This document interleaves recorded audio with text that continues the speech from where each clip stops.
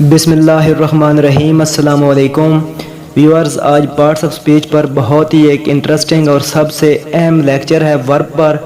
آپ لوگوں سے ریکویسٹ ہے کہ ویڈیو کو کمپلیٹ دیکھا کریں اور اینڈ پر کمنٹ کیا کریں تاکہ ہمیں آئندہ آنے والی ویڈیوز میں بہتر کام کرنے کا موقع ملے اور ہم آپ کے لیے اچھی سے اچھی ویڈیوز بنا سکیں۔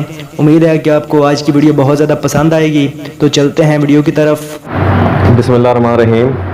جیسا کہ آپ سارے جانتے ہیں کہ ہم پارٹس آف سپیچ پڑھ رہے ہیں، اور پارٹس آف سپیچ کے اندر آج ہمارا جو ٹاپک ہے وہ ورب ہے۔ تو جیسے پہلا لیکچر دیتے ہوئے آپ کو بتایا تھا کہ پارٹس آف سپیچ کے اندر جو سب سے اہم چیز ہوتی ہے وہ ورب ہوتا ہے۔ تو جب تک آپ ورب کا صحیح استعمال نہیں کریں گے، یا آپ اس کو غلط استعمال کریں گے، یا آپ سرے سے کسی جملے کے اندر اس کو لے کر ہی نہیں آئیں گے، اس وقت تک آپ کا کوئی جملہ بھی مکمل نہیں ہوگا۔ یعنی کسی بھی جملے کے اندر ورب کا ہونا ضروری ہے، اور اس کے بعد اس کا صحیح استعمال ضروری ہے۔ دونوں صورت میں کہ اگر آپ ورب نہیں لگاتے تب بھی آپ کا جملہ غلط ہو جائے گا، اور اگر آپ ورب کا غلط یوز کرتے ہیں تب بھی آپ کا جملہ غلط ہو جائے گا۔ تو سب سے پہلے ہم اس کی ڈیفینیشن کی طرف چلتے ہیں۔ تو یہ ہمارا پارٹ سپیچ میں جو ہے پارٹ نمبر 4 ہے، اور ورب ہے، اس کو اردو میں کہتے ہیں فعل یا کام۔ ٹھیک ہوگا جی۔ فعل سے اگر آپ کو سمجھ نہ آئے تو کام سے آپ کو سمجھ آ رہی ہے۔ یعنی دنیا میں ہم جتنے بھی کام کرتے ہیں ان کو عام اصطلاح میں کہتے ہیں ورک، لیکن گرامر کی زبان میں، گرامر کی ٹرم میں اس کو کیا کہتے ہیں؟ ورب کہتے ہیں۔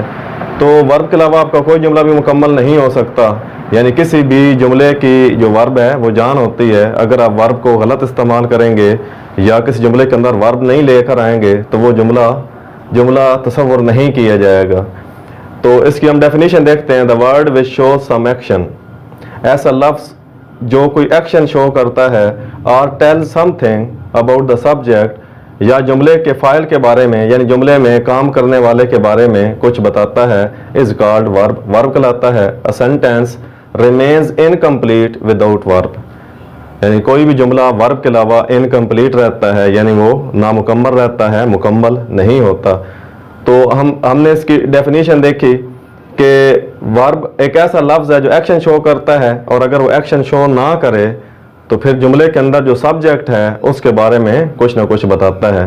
اور تیسری بات ہم نے اس کے اندر یہ دیکھی کہ ایسا کوئی بھی جملہ جس کے اندر آپ ورب نہیں لگاتے یا اس کا غلط استعمال کرتے ہیں تو آپ کا جملہ انکمپلیٹ رہتا ہے، غلط رہتا ہے۔ اچھا، آگے اس کی ایگزامپل دیکھیں۔ ایٹ سے مراد کھانا، یہ ایک ایکشن ہے۔ ڈرنک پینا ایکشن ہے۔ ہیز رکھنا یا ہونا، یہ پوزیشن ملکیت ظاہر کرتا ہے۔ پھر اس سے مراد ہے، ایم سے مراد ہوں، واز سے مراد تھا۔ تو یہ سارے کے سارے کس کی ایگزامپل ہیں؟ یہ ساری کی ساری ورب کی ایگزامپلز ہیں۔ آگے ہم اس کے استعمال دیکھ لیتے ہیں۔ آئی ڈرنک ملک، میں دودھ پیتا ہوں، تو اس کے اندر جو ڈرنک ہے یہ ایکشن شو کر رہا ہے، تو ہم اس کو کیا کہیں گے کہ اس جملے کے اندر جو لفظ ڈرنک استعمال ہوا ہے یہ کیا ہے؟ یہ ورب ہے۔ اس کے بعد آپ کا سینٹینس نمبر 2 ہے، اس میں شی از اے گڈ گرل، وہ ایک اچھی لڑکی ہے۔ اب اس کے اندر جو از ہے وہ مین ورب ہے، ٹھیک ہے، لیکن یہ ایکشن کون شو کر رہا ہے؟ یعنی اگر آپ یہ جملہ بولیں کہ شی از اے گڈ گرل، وہ ایک اچھی لڑکی ہے، تو اس میں جو اس کا سبجیکٹ ہے شی، اس سے کوئی ایکشن بھی نہیں ہو رہا، بلکہ ہم شی کے بارے میں یعنی سبجیکٹ کے بارے میں کچھ بتا رہے ہیں۔ تو اگر ہم اس سبجیکٹ کو چھوڑ دیں اور آگے اس کو ٹرانسلیٹ کریں، از اے گڈ گرل، ایک اچھی لڑکی ہے، پھر سوال ہوگا کہ کون؟ تو پھر سبجیکٹ کا ذکر آ جائے کہ شی از اے گڈ گرل۔ تو یہاں پہ جو از والا جو ورب ہے اس نے ایکشن شو نہیں کیا، بلکہ اس نے سبجیکٹ کے بارے میں کچھ بتایا ہے۔ تو ابھی تک ہم نے جو دیکھا ہے وہ یہ کہ ورب ایک ایسا لفظ ہے جو کوئی ایکشن شو کرتا ہے، اور اگر ایکشن شو نہ کرے تو پھر وہ سبجیکٹ کے بارے میں بتاتا ہے۔ اور تیسری ہم نے اس کے اندر بات یہ دیکھی ہے کہ اگر کسی جملے کے اندر آپ ورب نہیں لگاتے تو وہ جملہ انکمپلیٹ رہتا ہے۔ آگے اس کی کائنڈز ہیں، کائنڈز آف ورب۔ اچھا، تو اس کی جو پہلی کائنڈ ہے وہ ہے ٹرانزٹیو ورب، ٹھیک ہے۔ ٹرانزٹیو ورب a verb which requires an object to complete its sense is called transitive verb، یعنی ایسا ورب جو اپنا ایکشن مکمل کرنے کے لیے یا جملے کے اندر سینس کو کمپلیٹ کرنے کے لیے یعنی معنی مکمل کرنے کے لیے ایسا ورب جس کو آبجیکٹ کی ضرورت ہوتی ہے اس کو ہم کہتے ہیں ٹرانزٹیو ورب۔ یعنی ٹرانزٹیو ورب وہ ورب ہوتا ہے جس کے اندر اس کو آبجیکٹ لازمی چاہیے ہوتا ہے، ورنہ اس کا معنی نہیں آتا۔ اب دیکھیں اس کی ایگزامپل ہے at, drink, like, watch, ETC وغیرہ وغیرہ. اب she likes cricket, she likes وہ پسند کرتی ہے, وہ کیا پسند کرتی ہے, آگے کرکٹ, آگے بتانا ضروری ہے ورنہ اس کا معنی مکمل نہیں آئے گا. اس کے بعد ہے وی ایٹ مینگوز, ہم آم کھاتے ہیں. اگر ہم یہاں تک اس کو ٹرانسلیٹ کریں کہ وی ایٹ ہم کھاتے ہیں تو معنی کلیئر نہیں ہوگا کہ کیا کھاتے ہیں. آگے جب مینگوز کا لفظ آ جائے گا تو پھر اس کا معنی کلیئر ہو جائے گا. تو آسانی کے لیے اکثر یہ کہا جاتا ہے کہ ایسا ورب جو کیا کا معنی پیدا کرے یا کسے کا, یعنی اگر آپ ورب تک اس کی ٹرانسلیشن کریں شی لائکس وہ پسند کرتی ہے, یعنی وہ کیا پسند کرتی ہے, وہ کسے پسند کرتی ہے. تو ایسا آپ کا جو ورب جو کیا کا معنی پیدا کرے یا کیا کا سوال پیدا کرے یا وہ سوال پیدا کرے کسے کا, ٹھیک ہے, تو آپ پھر کیا کریں گے, اس کو آپ کہیں گے کہ یہ ٹرانزٹیو ورب ہے اور اس کے آگے آبجیکٹ لگانا ضروری ہو جائے گا. ٹھیک ہے, یہ تو اردو میں ہوگا. انگلش میں یہ ہے کہ ایسا کوئی بھی ورب جس کے آگے جب تک آپ آبجیکٹ نہ لگائیں تب تک اس کا معنی پورا نہ ہو وہ کیا کہلاتا ہے, ٹرانزٹیو ورب کہلاتا ہے. اس کے بعد نمبر 2 اس کی ٹائپ ہے انٹرانزٹیو ورب. اب جو انٹرانزٹیو ورب ہے وہ ٹرانزٹیو ورب کے بالکل الٹ ہے, یعنی ٹرانزٹیو ورب کو کیا آبجیکٹ ضروری ہوتا ہے اور انٹرانزٹیو میں آبجیکٹ ضروری نہیں ہوتا. A verb which does not require an object to complete its sense is called an intransitive verb. یعنی ایسا ورب جس کو اپنا معنی مکمل کرنے کے لیے, اپنا سینس مکمل کرنے کے لیے کسی آبجیکٹ کی ضرورت نہ ہو اس کو ہم کیا کہتے ہیں, انٹرانزٹیو ورب کہتے ہیں. اب اس کی مثال ہے کرائے, گو, کم, بارک, لاف وغیرہ وغیرہ. اب اگر آپ جملہ لکھیں دا چائلڈ کرائز, بچہ روتا ہے, تو اب اس کے لیے آگے آبجیکٹ لگانا ضروری نہیں ہے. ٹھیک ہے, اس کا سینس یہاں پہ کمپلیٹ ہو جاتا ہے. اس کا جملہ ہے دا ڈاگ بارس, کتا بھونکتا ہے. اس کے آگے بھی آپ کو آبجیکٹ لگانے کی ضرورت نہیں ہے کیونکہ یہاں تک اس کا جو ایکشن ہے وہ کمپلیٹ ہو جاتا ہے. تو ہم نے ان دونوں کو دیکھا کہ ٹرانزٹیو کیا ہے اور انٹرانزٹیو ورب کیا ہے. تو ٹرانزٹیو وہ ورب ہے جس کو آبجیکٹ کی ضرورت ہوتی ہے اور اس کا معنی آبجیکٹ کے علاوہ پورا نہیں ہوتا, یعنی ایسا ورب جس کے بعد آپ نے آبجیکٹ لگانا ہی لگانا ہے اس کو ٹرانزٹیو کہتے ہیں. اور انٹرانزٹیو وہ ورب ہوتا ہے جس کے بعد آبجیکٹ لگانا ضروری نہیں ہوتا. اس کے بعد ہم اس کی تیسری ٹائپ کی طرف چلتے ہیں, اور تیسری اس کی جو ٹائپ اس کو کہتے ہیں ایگزیلری ورب. ٹھیک ہو گیا جی, ایگزیلری ورب دیز آر ہیلپنگ وربس. اچھا, ایگزیلری ورب کا جو دوسرا نام ہے وہ ہیلپنگ ورب ہے. These are used with the main verbs, ان کو مین وربس کے ساتھ استعمال کرتے ہیں to make simple negative and interrogative sentences. یعنی اس کو مین ورب کے ساتھ استعمال کرتے ہیں سادہ, منفی اور سوالیہ جملے بنانے کے لیے. دیز آر آف 2 ٹائپس, ان کی 2 ٹائپس ہیں, ان کی 2 اقسام ہیں. یعنی ایگزیلری ورب وہ ورب ہوتے ہیں جن کو ہم مین ورب کے ساتھ استعمال کرتے ہیں کوئی بھی سادہ جملہ بنانے کے لیے, منفی جملہ بنانے کے لیے یا سوالی جملہ بنانے کے لیے. آگے ان کی جو فردر ہے 2 ٹائپس ہے. ایک ان کی جو ٹائپ ہے یعنی یہ جو ایگزیلری ورب ہے اس کو ہیلپنگ ورب بھی کہتے ہیں. اس کی جو ٹائپ نمبر 1 ہے وہ ہے پرنسپل ایگزیلریز اور دوسری ہے ماڈل ایگزیلریز. تو پرنسپل ایگزیلریز میں کیا آ جاتا ہے, do, has and be are principal ایگزیلریز. یعنی ڈو آ جائے, ہیز آ جائے, بی آ جائے, یہ کیا ہوتا ہے, یہ پرنسپل ایگزیلریز ہیں.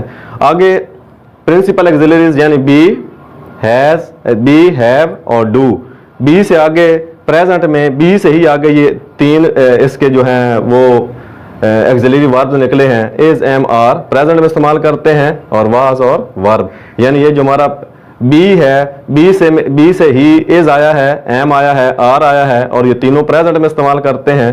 اور واز ورب بھی بی سے ہی نکلے ہیں اور ان کو ہم پاسٹ میں استعمال کرتے ہیں. پھر ٹو ہیو سے ہی ہیز ہے, اس طرح خود ہیو ہے اور پھر پاسٹ میں استعمال کرنے کے لیے ہیڈ ہے. اس کے بعد ڈو ہے.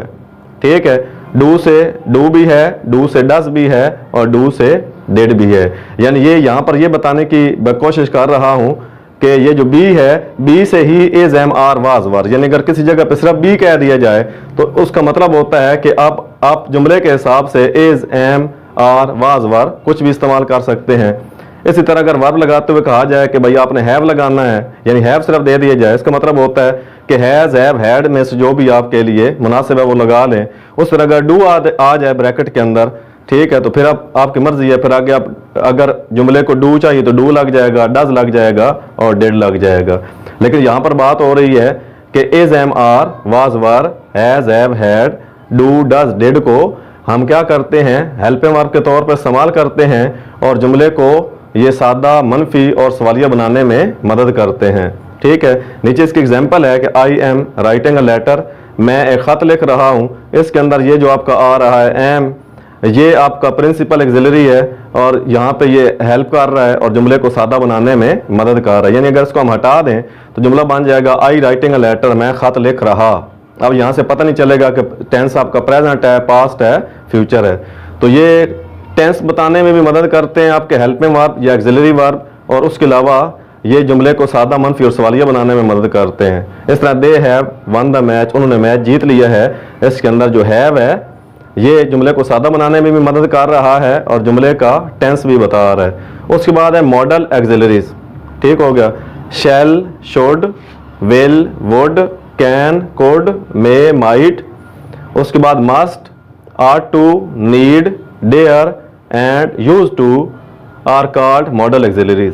یعنی shell, should, will, would, can, code, may, might, must, ought to, need, dear اور یوز ٹو, ان کو ماڈل ایگزیلریز کہتے ہیں. They tell the way how an action is done, یہ بتاتے ہیں کہ کام کس انداز میں ہوا ہے. یعنی ان کا جو ماڈل ایگزیلریز ہیں ان کا وہی کام ہے جو پرنسپل ایگزیلریز کا ہے, یعنی جملے کو سادہ, منفی اور سوالیہ بنانے میں مدد کرتے ہیں. لیکن اضافی ان کا کام کیا ہوتا ہے, جو آپ کے ماڈل ایگزیلریز ہیں یہ جملے کے اندر انداز بتاتے ہیں کہ جو ایکشن ہوا ہے وہ کس انداز سے ہوا ہے, یعنی جو وے آف ایکشن ہے وہ کیا ہے. آپ نیچے دیکھیں, یعنی ان کا آپ ہر اپنی طرح سے ان کا استعمال ہے الگ الگ. اچھا, اس کے بعد دیکھیں یہ جملے کے اندر آپ کا ہے مے آئی کم ان, کیا میں اندر آ سکتا ہوں. اس میں جو مے ہے فی الحال آپ جملے میں یہ استعمال ہوا ہے اور یہاں پر یہ اجازت کے معنوں میں استعمال ہوا ہے. ٹھیک ہے. اس کے بعد ہے وی مسٹ ہیلپ دا پور, ہمیں غریبوں کی مدد کرنا چاہیے, اور یہاں پر کیا ہے کسی چیز پر زور دینے کے لیے استعمال ہوا ہے. تو ویسے تو اگر آپ دیکھیں گے تو یہ جو مے ہے وہ جملے کو سوالیہ بنانے میں مدد کر رہا ہے. ٹھیک ہے. اور اس میں کسی بات پر زور دینے کے لیے ہم مسٹ کو استعمال کر رہے ہیں, چونکہ اگر مسٹ نہ لگائیں تو ویسے تو کسی بات جو جملے کے اندر جو بات ہو رہی ہے اس پر زور یا سٹریس نہیں دیا جا سکتا. تو ہمارے جو ماڈل ایگزیلریز ہیں وہ کیا کرتے ہیں, وہی کام کرتے ہیں جو ہمارے پرنسپل ایگزیلریز کرتے ہیں, یعنی جملے کو سمپل, نیگیٹو, انٹروگیٹو بنانے میں مدد کرتے ہیں اور جو ہے جملے کا وہ یہ ٹینس بتاتے ہیں. اسی طرح ماڈل ورب کا بھی یہی کام ہے کہ یہ جملے کو سمپل, نیگیٹو, انٹروگیٹو بنانے میں مدد کرتے ہیں اور جملے کے اندر جو ٹینس استعمال ہوا وہ بتاتے ہیں. اضافی ان کا کام یہ ہوتا ہے کہ they tell the way how an action is done, کہ یہ بتاتے ہیں کہ ایک ایکشن کس طرح ہوا ہے. تو یہ تو مختصراً میں نے آپ کو بتایا کہ ورب کیا ہوتا ہے. تو جیسے شروع میں آپ کو میں نے پہلے کہا کہ کوئی بھی جملہ آپ اس وقت تک کمپلیٹ نہیں کر سکتے جب تک آپ اس کے اندر ورب کا استعمال نہیں کرتے, اور اگر آپ نے ورب کو استعمال کیا ہے تو پھر اس کا درست استعمال ہونا ضروری ہے. ورنہ اگر آپ ورب کو مس کر دیں گے یا آپ اس کا غلط استعمال کریں گے تو آپ کا سارا جملہ جو ہے وہ غلط ہو جائے گا. تو جتنے بھی آپ کے پارٹس اسپیچ ہیں, یعنی 8 آپ کے پارٹس اسپیچ ہیں, اس میں سے جو سب سے اہم ہے وہ ورب ہے. جب تک آپ ورب کا صحیح استعمال نہیں کریں گے تب تک آپ جتنے مرضی جملے بولتے رہیں, لکھتے رہیں, وہ آپ کے سارے جملے غلط تصور کیے جائیں گے. تو اس میں یہی ہے کہ آپ جب بھی ورب کو استعمال کرنے لگیں تو آپ اس میں احتیاط برتیں. تو یہ ہمارا لیکچر تھا ورب کے بارے میں. اس سے آگے مزید ہم چلیں گے اور ہم ورب سے ہی ریلیٹڈ پڑھیں گے کہ پارٹیسپل کیا ہوتا ہے اور پھر ہم پارٹیسپل کا استعمال کس طرح کرتے ہیں.